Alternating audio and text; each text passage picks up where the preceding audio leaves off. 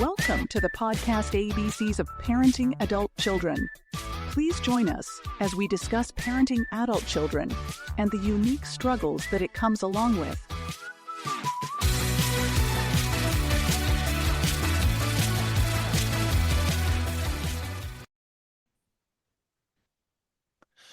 Hello and welcome to ABCs of Parenting Adult Children. My name is James Moffett, and I will be your host. Today we have a special guest speaker, or a guest, I should say, and his name is Jack. Where is your name, Jack? No, It's Michael. Michael. Our guest speaker is Michael, and I don't know how to say your last name, so go ahead and say that. Michael Jaquith. No one ever gets it right. You're golden. Okay, great. So, Michael, go ahead and introduce yourself to our listening audience. Absolutely. So thank you so much first off for having me on. I'm really excited for this conversation. I'm a little bit different. I'm a life coach. I'm a consultant. I'm also a PhD chemist. I'm a Christian. I have 6 children. I'm married. I live in northern Idaho. So I look at this a little differently than a lot of other people do in the self-help world. And I'm excited to be here and to kind of talk. And I'm hoping that we get to talk a little bit about some dad stuff today. Yeah, that would be wonderful. So my wife and I started a private parenting support group on Facebook back in 2015 when we had 2 teenagers still living at home. I cannot imagine having 6 children under the same roof. So you're a very brave soul. And so I told my wife, I said, our teenagers were giving us a run for our money, and I was like, hey, let's start a support group on Facebook and see if anybody else is having the same issues. And we started out with 10 people in 2015, and we're up to like 1.3 thousand now. And so, come to find out, there are a lot of parents out there that are looking for support, struggling with all sorts of issues. And we have several themes that run through a lot of our episodes: boundaries, transitioning into adulthood, addiction, things like that. So I'm glad that you're here today, and I like having fathers, dads, come onto the show, and there's a lot of support out there for the ladies and for the moms. Not so much support for the guys, right? I It's think true. it's like 70% of my, I look at the demographics for my podcast, and 70%, 68 to 70% of the listening audience is female, and the other, 25, 30% is men. And mostly it's in the United States, and we've got some people from Australia and a couple of other countries. Primarily, it's mostly the people in the U.S. So go ahead and well, you already introduced yourself, right? So let's talk to dads. I think maybe here's where I'd like to start because as you were talking, I was kind of thinking about this, and I want to start a little bit by talking about some of the differences in the genders. And this may seem silly these days, and I don't want to dive into the politics of it, but let's just consider men and women for the moment. Sure. Now, when you consider a woman, she is a mother. She has this immense love for her children in the now, the desire to comfort them now. Oh, whether this kiddo is 20, 10, or 2, when they're hurting, mom's hurting too. Mom Right. wants that pain solved. But let me contrast a little bit here with dads, because dads have a little bit different type of love as their primary form of love for a child. When a dad looks at a child, I call this future love. And dad sees whether, again, the child is 2, 5, 10, 20, whatever.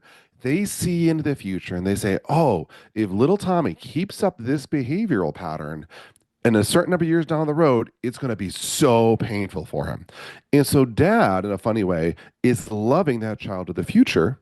And it's a wonderful, noble thing, but it causes tension right out of the gates. And the reason I'm starting with this, because I think it's so critical to understand that when we get into stress, when we are in a stressed, activated state, particularly as parents, our vision diminishes. This is both literally true physiologically speaking, but it's also psychologically true that what we're able to comprehend, the differences we're able to assimilate in real time decrease.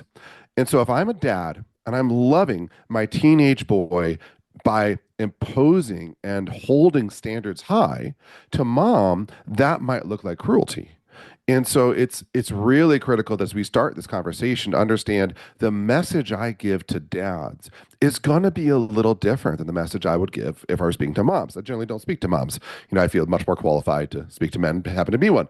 But the phrasing here, the world perspective is fundamentally different as a dad. And bluntly, what children need from a dad is also fundamentally different. Right. I agree.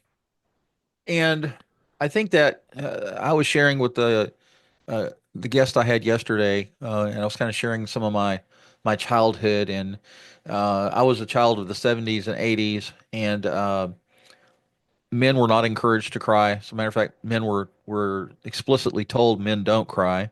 And so Oh, men yeah. were not encouraged to share their emotions or to explore their emotions or to have uh, a healthy emotional healthy emotions or good emotional health, right? So so in a lot of ways, dads are somewhat emotionally crippled, and Hmm. they don't know how to they haven't been raised or taught how to engage in self-care and to deal with the emotions that are within the stress, the anger, the anxiety, pressures of the world. My dad, when he was growing up, he was born in the 40s, and back in the John Wayne era where you men didn't cry and you pulled yourself up by your bootstraps and you just got it done, right? And at whatever cost. And sometimes that cost became your family as well, right? Yeah. And my dad was very heavy-handed with me and my sister, and he had a temper. He had a little bit of alcoholism going on, and so we as kids kind of flew under the radar and did our best to stay away from dad because we didn't want to set him off, And so I want to think that in today's in today, the era that we're living in now, or the times that we live in, and the culture that we live in, I think maybe dads are more susceptible or more open to self-care and possibly uh, talking with somebody, whether it be a therapist, whether it be the pastor of a church or a counselor or whatever. They're going to be a little more open to speaking about what's going on in their lives. And like our church, we have life groups, and there's life groups for men, there's life groups for women, there's life groups for couples, for teenagers, all sorts of life groups so that people of the same gender can get together and talk about those issues that affect one another or affect that gender per se.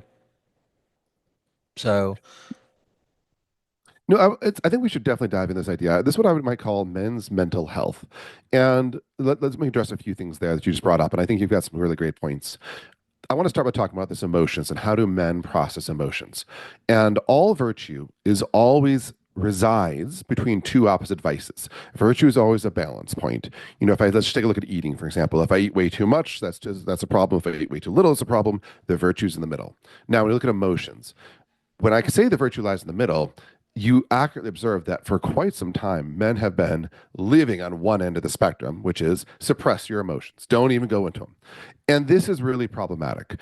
But let's also acknowledge that there's a reason why we start there. Because if you're in survival mode, the job of a man is to go out, conquer the dragon, carve out a piece of chaos, and get it done so his family can survive.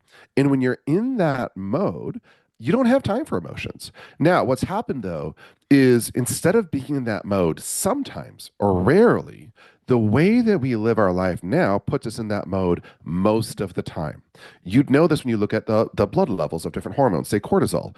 If you look at the average male stress state, he is in his sympathetic nervous state condition. That's the flight or flight, aggressive, there's a tiger about ready to eat me kind of state most of the time. That's not what your body is designed to do. Now, if there's actually a real tiger, actually a funny story, there was a real story. There was a couple of years ago a bear that came out of the woods and it came onto the property when my kids were outside. In that moment, you better believe I wasn't going to stop and explain my feelings to anyone. There was a problem to solve, and rightly so. However, right. we're not supposed to live in that state most of the time. And when we do, our bodies pay a heavy penalty for it. There's a big price. When the sympathetic nervous system is active, it literally drains resources that we've stored up normally and leaves us in this depleted condition. And so, what modern men need to do is we need to learn to understand that these feelings we're having, this underlying what's driving these feelings, these perceptions, the thoughts behind the ideas behind these feelings are causing us to have a misconstrued view of the world. It puts us into the stress state where we get burned out, our resources get consumed, we're stressed, we're tired, that's what I call blasted, bored, lonely, angry, stressed, tired, excited, and depressed. And when men get to these states, we do what your father sounds like he did. We turn to alcohol, we become explosive, and this is not healthy, but let's understand it's coming from this place of poor mental health. And so the first thing a man needs to do when he identifies, hey, look, I probably have some of that going on, because most of us do, is to Sure. really slow down, give himself permission to evaluate the world, start to confront some of these ideas. There's a lot of the work that I do with coaching is we just go through the life and say, okay, let's put your job in perspective. Your boss says you have to have this done in 30 seconds or else. Well, that's probably not true. How do we regain some internal control and allow the brain to go into the parasympathetic state and to begin to have healing and repair? Well, it's very interesting. I obviously you're a chemist and you understand the chemical makeup of what's going on physiologically in a person, and it's very interesting to hear that because I never even knew any of that, or I maybe on the very periphery I understood some of that, but yeah, dads are not. It's like you said, moms are more nurturing. They're more they're more hands-on, touchy-feely, warm fuzzy.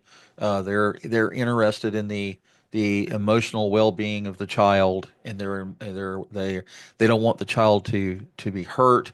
They don't want them to suffer. Uh, no parent likes to see their child make mistakes and have to suffer the consequences of bad mistakes or anything like that. And dads are more, I think dads are more in tune with preparing the child for the real world, right? And which is certainly not nurturing, and it's more of, we Tough know love. it's yeah, it's tough love, and we know that when you step outside that front door, literally, nobody gives a flip. It's like yeah, little Johnny is special inside the front door, and he's special to everybody in the family, hopefully.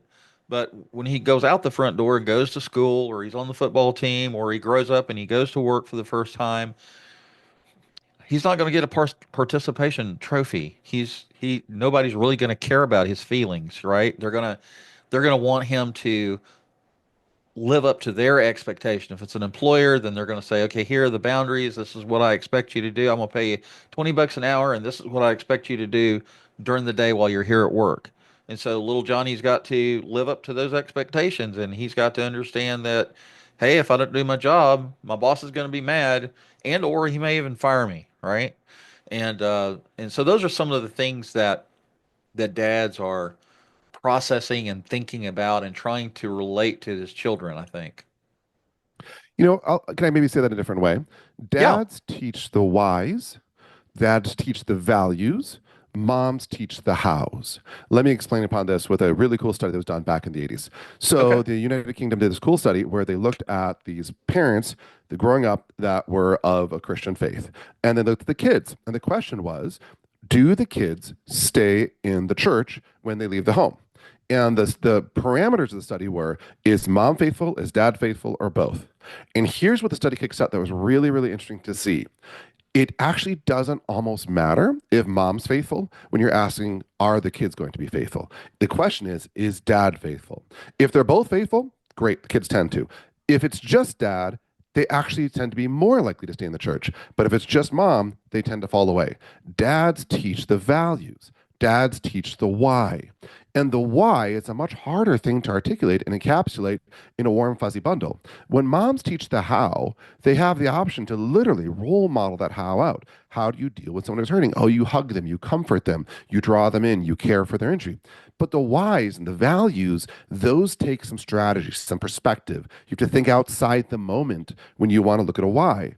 And why do I need to be to work on time? Well, the truth is, one particular moment's not that critical.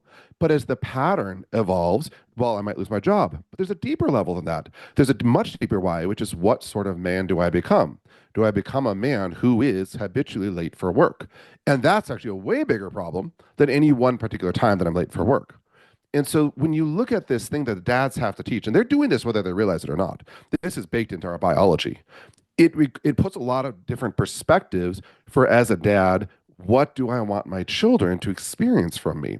And it's almost like if I were to hire someone, and let's say imagine I hire one person to paint the house and one person to come in here and clean the house. You'd say, oh, at first glance, they're going to step on each other's toes. And one's going to want to be painting while the other one's just cleaning. It's going to mess up the paint. And you'd be like, well, what's the resolution here? But this is what's happening with dads and moms. They actually have fundamentally different jobs on this deep psychological level. And so they do step on each other's toes a little bit. But we need to create space for the dads, because here's one of the interesting things. When moms are really struggling, they throw up the flag quickly. They do. Sometimes it's not always the most perfect way that they try to get attention, but they let you know something's going wrong. And they might be complaining, it might be whatever. Like, there's ways that women can work on how to effectively communicate a struggle to men. But when men are seriously in mental trouble, they tend to go very quiet. It tends to be much darker, much more invisible. Men can suffer and soldier on in a state of depression for years. And sometimes those people around them don't even know it. Their wives are oftentimes intuitively know something's off, but maybe not what. And so I think for men, we need to understand that just like women, we get ourselves in trouble physically, mentally, all the above. And we need to learn, how do I get help? Because I do have a different chart than my wife. My job is going to look different than hers. We are going to step on each other's toes. We're going to have some injuries, but how do I get help to deal with it? And the natural inclination of most men is to soldier on. And that's not very helpful. Right. I like that explanation. That kind of brings it into perspective. So one of the things that I did when I started this podcast is, of course, the first episode I introduced the podcast. What was the vision? What was the mission statement? What was I trying to do? Which is reach out to parents and provide them with hope and redemption and support that they need. Give them the tools in their toolbox that they need to be able to be better parents, more successful parents. So the second episode, I sit here and I thought about it, and I thought, well, what is the very first? I'm building a foundation here. So what is the foundation of this podcast? And so I thought about parents, the men, the dads, the moms, and I thought, oh, we got to back up a step, because before you become parents, you fall in love and you become one, right? Two become one, and so I discussed, or I kind of broke it down and talked about, what does it mean to be a husband? What does it mean to be a wife? And who's responsible for what? And obviously both man and wife are responsible for their faith to God, right? And God being in the middle of the relationship, He's the glue that holds it together, hopefully, right? And some days we're more successful at that than others. Um, and so how men and women communicate to one another, and how successful they are at having a healthy relationship as man and wife is so critical, that they get that understood and get that established before they bring a child into the world.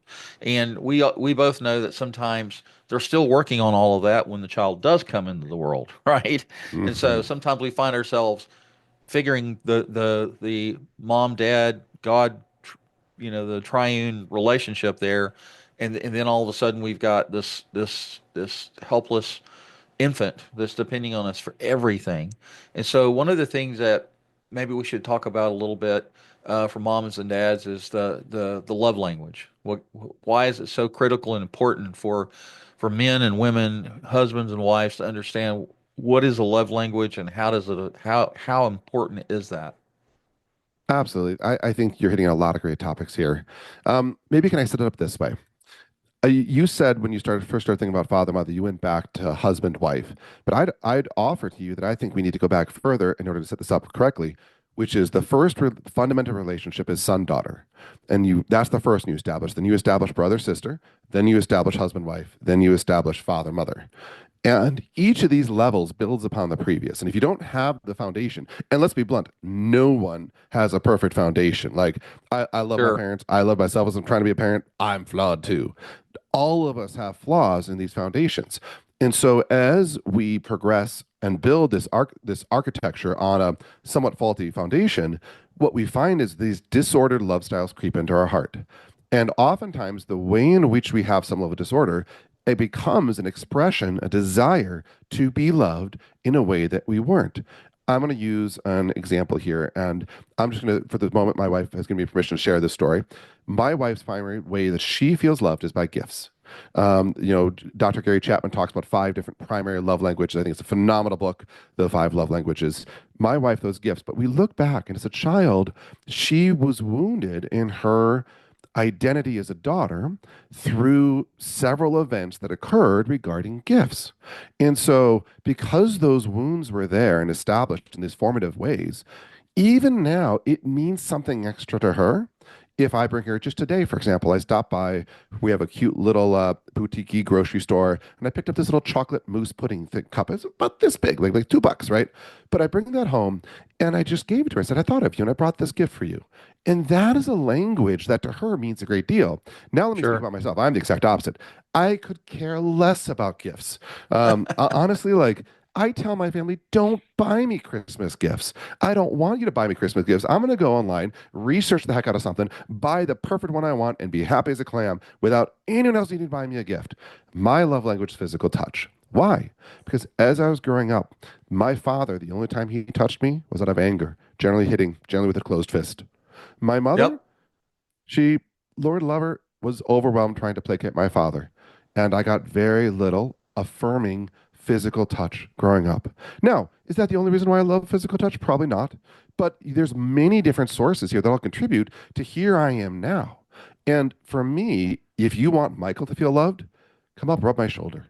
Come up and, give me a slow hug that you lean in and have that physical connection. Now, Right. here's Michael and his wife. We speak different languages. This is true with our English, by the way. Men and women speak different languages in English. And if you don't understand that yet, just wait a little while to your first fight in marriage, and you will start to understand the words mean something different. But in a similar Yeah. way, we communicate and receive love differently. And in the same way that today I tried to love my wife by picking up this little cup of chocolate pudding, she tried to love me by coming up and giving me a hug when I gave it to her. Now, that's not her love language. She doesn't love physical touch, actually. She actually has very sensitive skin. And so, because of that, like, she doesn't like being touched a lot. But Right. she understands that's how I receive love. And so, as we go through this journey, like, it's so easy to become focused on if I see the world this way, surely everyone else must. But that's not the case. I have a different history. I have a different biology. I have different programming. And so, as a man who's trying to engage with my wife, I have to learn her love language. But here's what's fun. My kids also have their own love language. I've got 6 kids, and I haven't quite pinned all of them down yet. And by the way, they do change a little bit over time.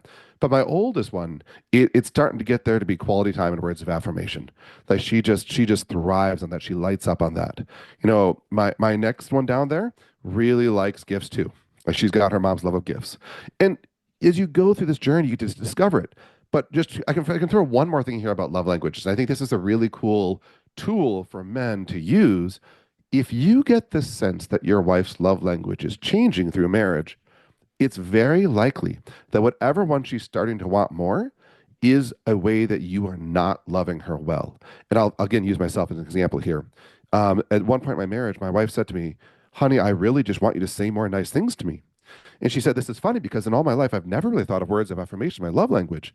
But I realized that's because I was not speaking kindly and praising her.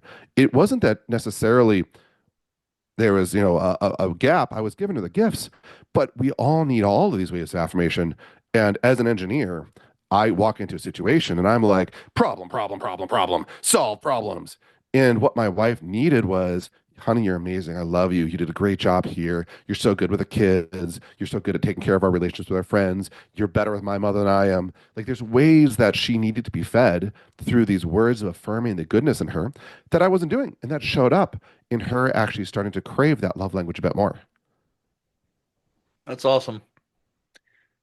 Yeah. Here's a saying that I'm sure you're familiar with. Happy wife, happy life. Yeah, I'm going to go we on the record though and say, actually, I disagree with that one entirely. okay.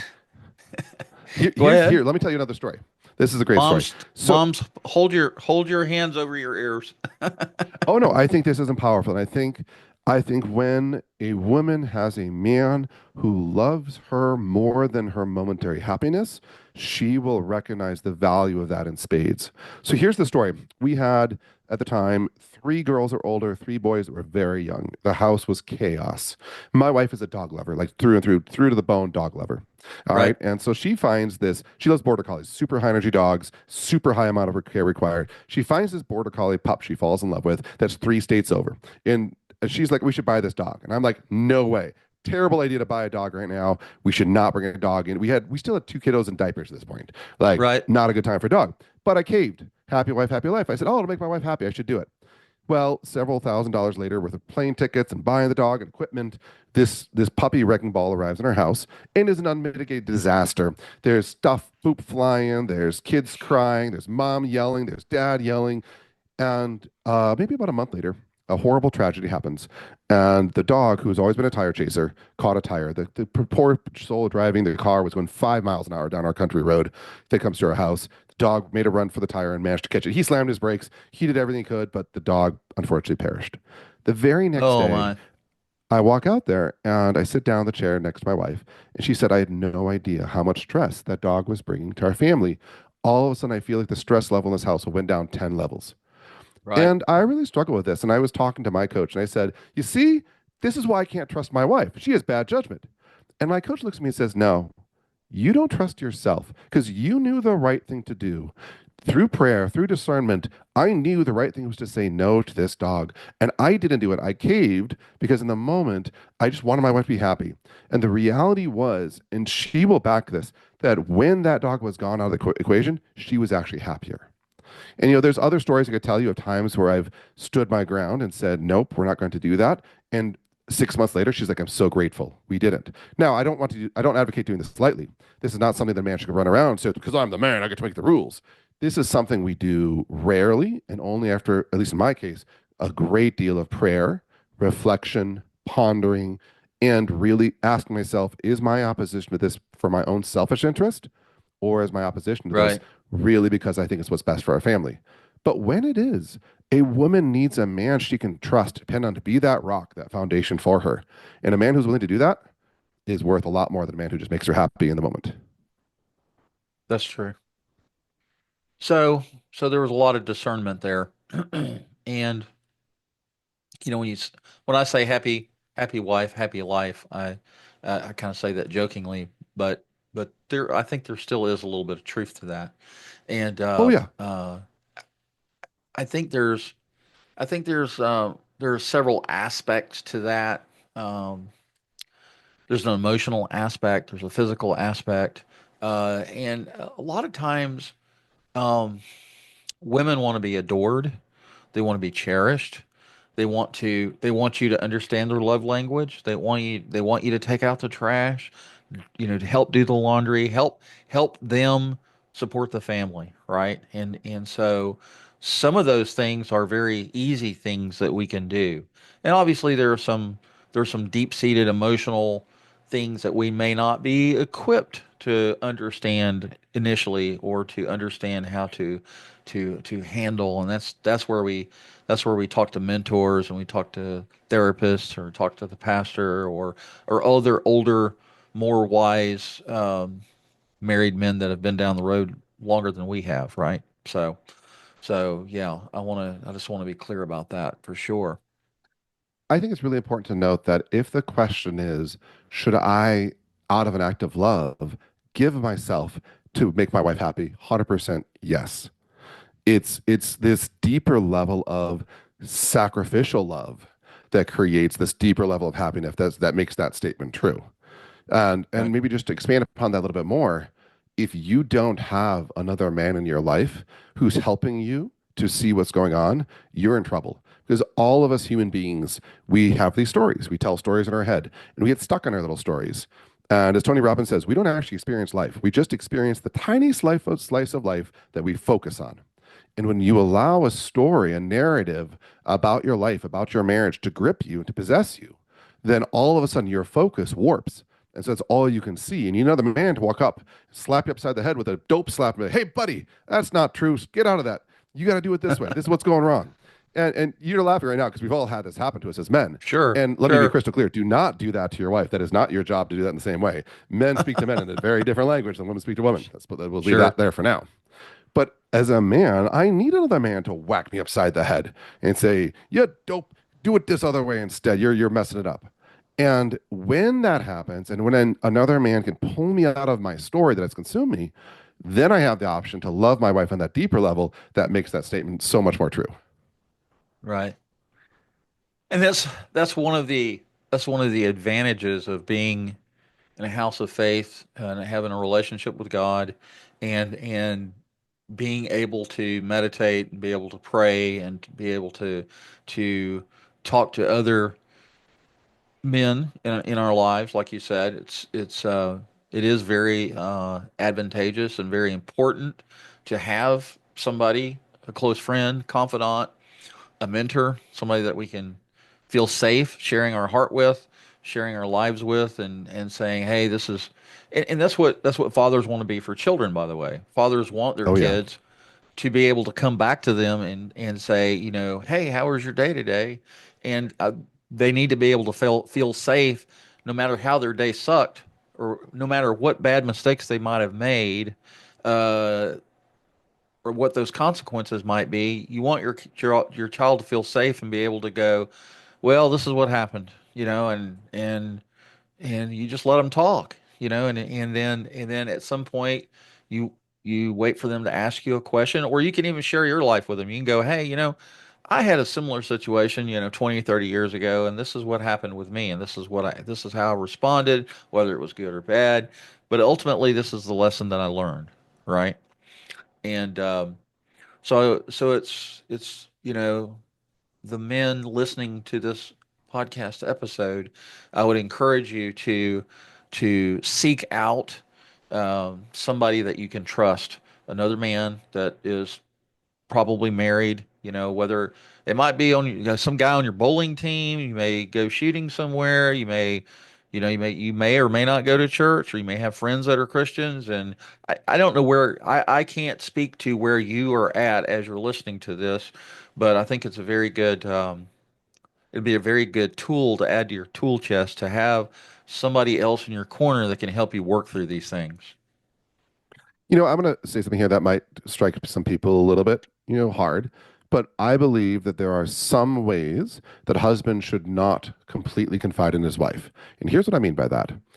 In the relationship of marriage, a man is called to be the order, the foundation, the stability, and a woman is called to be the chaos. Now, chaos is not bad. And when we talk about, the older view and the philosophical way of viewing the world, chaos is the source of life. It's the source of all that is new and novel. And everything you need is to be found in chaos.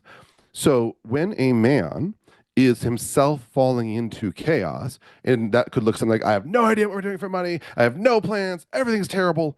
When a man falls into that state, he violates the nature of his role within a marriage, and he forces then his wife to assume the role of order. And this is actually a little bit disordering to the marriage. And instead, what I encourage the women that I work with, I say to this: if you are having a feeling that you can share in a way that allows you to remain in your role as husband, by all means share it. But if it's sort of thing where you're just like really at your wit's end, call another man and share it with him first.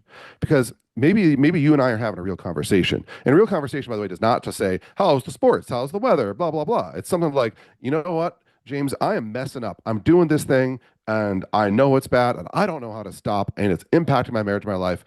I'm stuck. And then I can express this in a way that allows you to be the order for me, one man to another. Right. And then go back to my wife and say, honey, I'm really struggling with this thing. I have a plan, whether it's faith, whether it's, whatever your worldly external rock is. Then I can say, I have a plan for this. It's a big deal. I'm worried about it, but you still have that foundation of order within you. Now, it's not that you can't share the topic with your wife, but it needs to be shared in such a way that does not violate you being the order. But with another man, it's okay if you fall into chaos, because we men can be order from men as well. There's nothing sexual about that. That has to do with the psychological roles of me being a guidepost for you. Now, 5 minutes later, we may switch roles. And you may go into telling about all the stuff that's falling apart in your life, and I may have to be the order for you. And that's okay too. Yeah, that's real good stuff. I like that. Absolutely. Um, one of the things that I had to deal with, we're talking about dads here, dads and children. One of the things that I had to learn when I became a father was that I couldn't be heavy-handed with my children, right? I couldn't be that alcoholic, that enraged alcoholic that would fly off the handle every 10 minutes. Or he would come home from work tired and stressed out, and mom would go to him and say, "Well, guess what little Jimmy did today?" And then he would just, he wouldn't respond well at all. And if he responded at all, he responded, by blowing his stack and hitting on us or using a belt or whatever was laying near him, and so I knew when I became a father that I had to learn how to demonstrate love to my children because my dad, bless his heart, he didn't know how to do that. And I don't, he probably didn't get that when he was a child. He was a drill instructor for 26 years. And so he was constantly on the drill field and drilling privates and teaching them how to march and do calisthenics and do all this performance based stuff. Right. And so he would come home and I think, I really think he forgot that he left work, because he brought work home with him. And Mm. so parents do the best they can with what they have, right? And at least that's what I want to believe looking back at my childhood. And and so as a parent, I had to learn how to demonstrate my love for my kids. And I needed to, like you talked about, words of affirmation.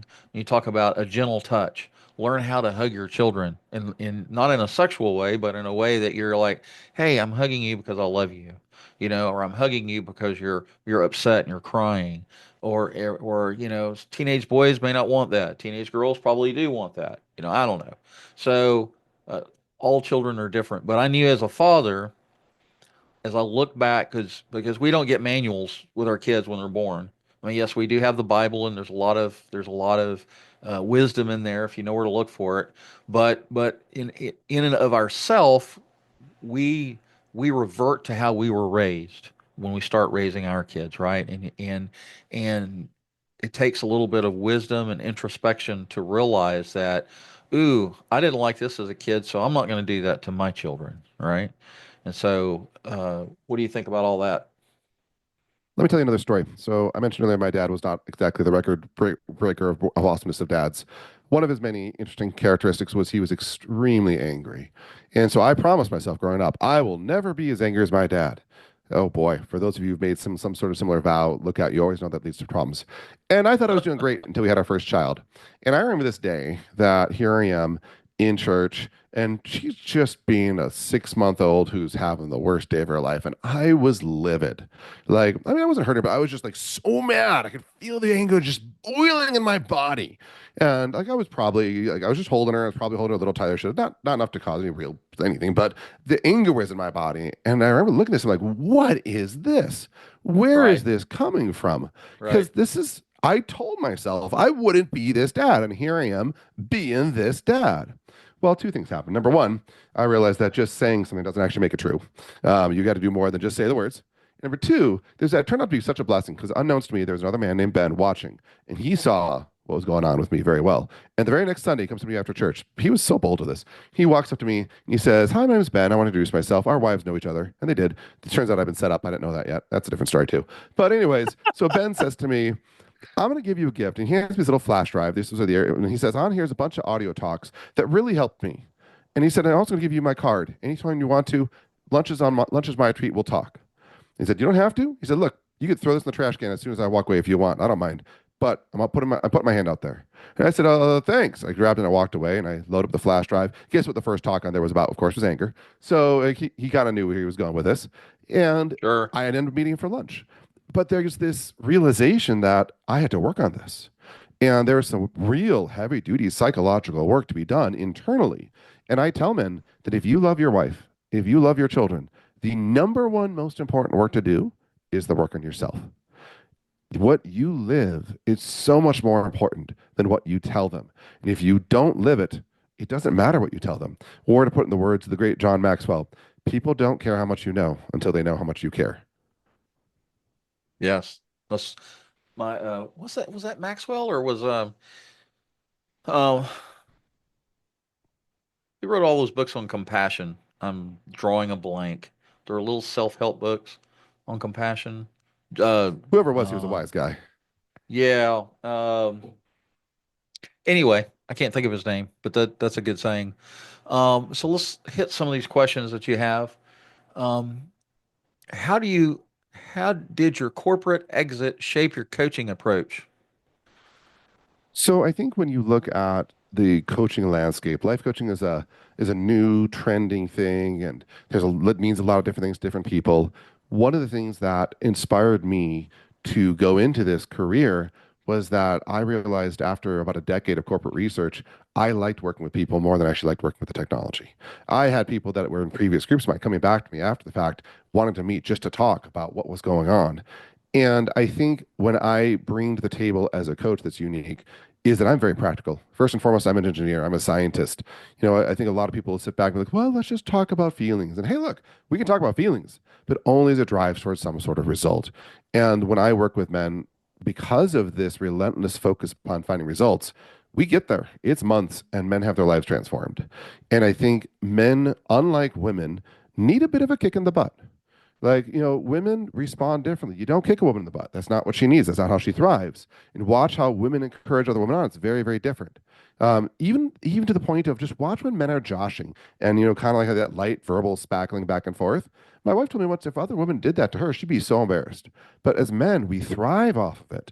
And Right. so few coaches and especially therapists, we can go into that if you want, are willing to challenge men to walk up and say, Bob, you're doing this thing and it's wrong. The same way my coach Ken said to me when he said to me, it's not your wife you don't trust, Michael, it's yourself because you knew what to do and you didn't do it. It hit me square between the eyes and it hurt, but it's what I needed. And that's what I think the level of analytical approach that I bring to the table makes it very different.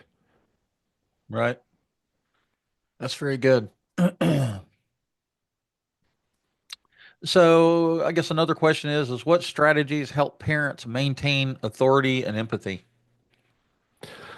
All virtue lies between two vices. And so as a parent, you need to be very aware of where the vices are.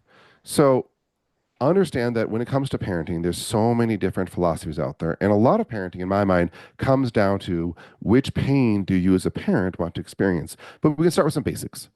Let's imagine a clear safety violation. One of my kiddos, my second daughter, loved taking the fork and going for the electrical outlet.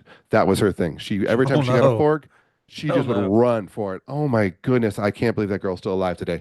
So of course it's a parent's nightmare, right? Because you watch the Sure. situation and you're like, don't die. And so in that context, there's 2 years old, not much rationality. I know some people don't like spanking, but we spanked for that particular violation. And my logic here is that if I choose a consequence that I impose artificially that is less severe than the natural consequence, then there's at least room to discuss if that's the right thing to do. Now, we didn't start with spanking, but this girl, she was determined. And by the grace of God, she's still alive today. But as you go into this parenting role and you need to balance this authority and love, it's really critical that if you find yourself tilting towards one end, to intentionally tilt the other direction more so. And so if I'm in a situation where I have to spank this girl because I don't want her to electrocute herself with this fork, then I need to be intentionally bending over backwards and creating the time of connection, love, affirmation. For a 2-year-old, that might mean something like just sitting and holding her in my lap and being silly and maybe I'm tickling her or reading her book or whatever. But creating that intentional time. Now let's say you move into teenage years. A lot of times for men in particular, when we see teenagers, one of our struggles is we think something like, gosh, you're almost out of the house and you still think it's okay to do that thing you just did there. Oh my goodness, you're doomed. I got to take radical action right now. But again, if I find myself leaning and tilting in one direction, to question, where is the real center point here? Now, I Right. am all for clear rules with teenagers and clear expectations, but to understand that yelling and raging at that age will get you nowhere. Like, Right. there's a time when they're little to be like, stop, do not go out that door on the busy road. Fair enough. By the time you're teens, like I have found have the most effective conversation with my teenagers when I talk more softly. when I talk more slowly. And it's a prompting to me to recognize that the compassion and the empathy piece has to be forefront. And the authority is actually, in my mind, emphasized when I talk softly. It's a form of quiet power. And that quiet power is actually way more effective than somebody who needs to yell and rage as a means of trying to demonstrate authority. They probably don't have it in the first place. But if I can look at my kiddo and say, hey, kiddo, come here. That was uncalled for. I love you. Let's back this up. This is not the direction we're going in. And you know that's not okay. There's such an invitation there that's different, that can reach through the fog of teenage hormones in a way that yelling and raging can't.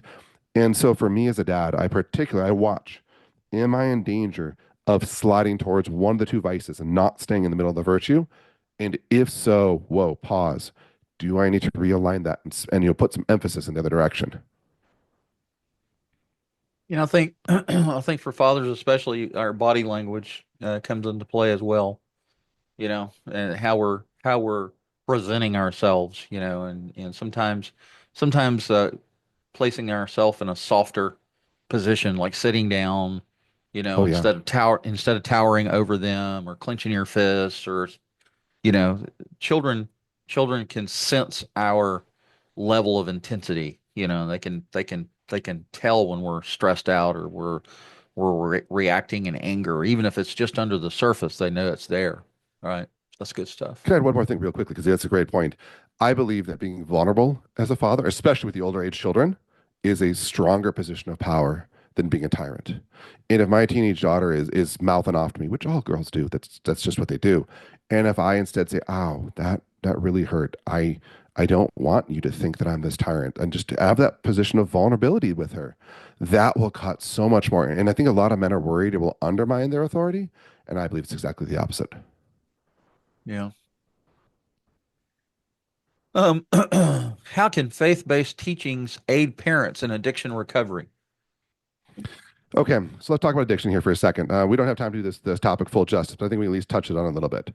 So when we look at addiction, we need to understand that you've engaged a part of the brain that uses circuits that are outside of our normal control. It's an addiction because there's some level I can't actively control it anymore, right? Because if I could, it wouldn't be an addiction.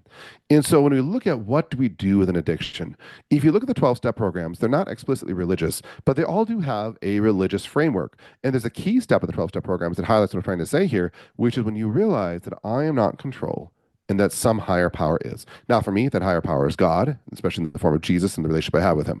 But understanding that whatever you want to call it, it is a faith-based approach when we go into those domains where our self-control is sabotaged. And the truth is, there's a lot more of them than we think. I think a lot of men out there are addicted to a certain low-level feeling of discomfort, a certain low-level feeling of sadness, which becomes the norm. We become paralyzed in it. The number of men I know that are stuck in a job they don't really like, but that's the norm. And they're like, oh, I don't really want to do it. I'd change if I could. But of course they could. But there's a funny little psychological addiction going on there. And as a man, my natural inclination is to want to be powerful. And so, therefore, the proper response is to say, actually, what do I need to surrender? And when a man is struggling, whether it's an addiction, whether it's a struggle, whatever, if he tries to white knuckle it and says, I'll just try harder, it's a prelude to failure. But when you bring in the faith perspective, there's something bigger out there, there's something else in control that flips the paradigm entirely and ironically gives us more control. Good stuff. Um, what is the key for parents supporting adult children in crisis? I'm going to tell another story. So, a very good friend of mine, he was a bit heavy-handed, and he would acknowledge that. He was not the most gracious of fathers, and his oldest teenage daughter became pregnant. And he had this moment where he realized that in his relationship with her was not great. And he had realized that he could either continue to be heavy-handed and probably not have much relationship going forward, or pivot and realize he had to support her through this process. And he did. And I give him tremendous amounts of credit for this. And I think as men, as our children get going older, and particularly as they get into crisis, they don't need the heavy hand anymore. They need the support. Think of it this way. Let's imagine right now I came up to you, James, and I said to you, James, I'm really struggling. I'm going to make one up. I'm struggling eating too much chocolate. It's not actually a real thing, but let's pretend I did. I'm really stuck and it's having this impact on my life. If you just turn around and rage at me, Michael, you bleepity bleep bleep bleep bleep, don't you know that's ruining your life? Now you bleep bleep bleep bleep bleep stupid. I'm just going to pull back. Like, I'm fine. F you. I don't want to deal with that. And it's the same thing too as our kids get older. That's their Right. response. Like, and I think as men, understanding that this is the time when they don't need your strength, they need you the same way that Michael needs James as another man to show up. Well, you realize there's now some different borders that are forming, that they're starting to have some level of autonomy. I believe it was C.S. Lewis said that so many parents treat their adult children as if they're still children and then wonder why they don't want to come home. It's the reality is they're not children anymore. They're becoming adults. And even if they're a teenager and thinks they're more adulted than they actually are, you still have to respect to some level the process that they're on. Right. Good stuff. One last question. How does communication shift as children become adults? Well, first off, it doesn't have to. I think there's plenty of failed examples that show when it doesn't shift that things can go very much amok. But here's my encouragement to you. When, as a father, you say something, it's not merely descriptive, it's also creative. Here's what I mean by this. Let's imagine I go to my daughter and I say to her, you're an amazing artist. You're really, really good with colors. I'm not merely describing something. I'm actually creating something. I'm invoking something. Now, I'm going to dive into religion just a little tiny bit here. In Genesis, God makes the world through the spoken word. And then we're told we are made in the image and likeness of God. And I believe that we, as all humans, but particularly in a unique way, we have an authority as men and fathers, that we have creative authority through what we speak, through what we call out to be. And one good description of a good father, particularly as children get older, is he who calls out the very best in those in front of him. Imagine if you went in front of a magical mirror and the mirror said, here's what you're amazing at this, and you're amazing at this, and you're good at this, and went through all the list of things you're good at. That would build you up. It would just like light you on fire to change the world. Now imagine the opposite. Imagine you went in front of an evil mirror that all it says, you're terrible at this, you're terrible at this. A, you're probably not want to go there again. But B, you're going to leave there feeling crushed and just belittled down there. When a child is little, there's a time the father needs to be, these are the rules, you're doing this. But as the child grows up, my general invitation to, as much as is safe, transfer more of the authority over and become that which calls out the good. There's a lot of different psychological texts that talk about the imperative nature of all humans, but particularly fathers, to call out the good they see in their children. And that changes the relationship from, I am responsible from enforcing the rules on you, to, it is my job to, through this God given authority, summon forth the best version you could be so that you can live that life. And the more that I focus on the good in my children, the more good I see. But there's the old line, that which is noticed, you get more of. Whatever you see, whatever you call out, you get more of that. So if nothing else, as a father, I'd say, decide if you want more negativity, because if you just call it the negative, that's what you get more of. Good stuff. Thank you. Thank you for sharing that. Well, I think this has been a really good conversation.